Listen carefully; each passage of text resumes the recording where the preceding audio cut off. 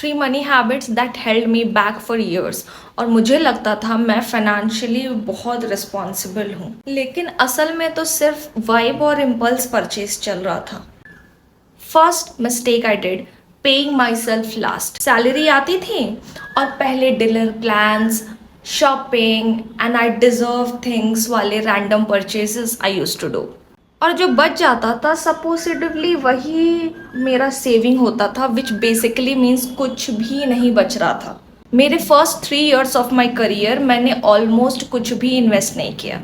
Pure over consumption mode में जी रही थी। 10 सिरम एक साथ, रैंडम स्किन केयर, फिर भी खुश नहीं थी because half of the time वो हैप्पीनेस होती ही नहीं है, बस इम्पल्स होता है। बट वेट, आज से 1.5 साल पहले मैंने rich dad poor dad, psychology of money and कुछ सेल्फ हेल्प बुक्स पढ़ना शुरू किया। उसके बाद मेरा माइंडसेट शिफ्ट हुआ towards investing, compounding my own money so that it can work for my self, and real game begin after that.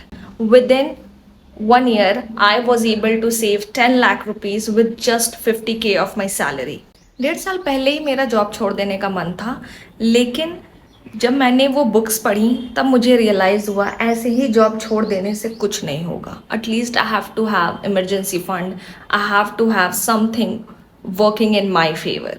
So for that last 1 year, I started with a mindset to invest, not just to work for a company for a no reason. Second mistake, मुझे अपने expenses ही properly पता नहीं थे.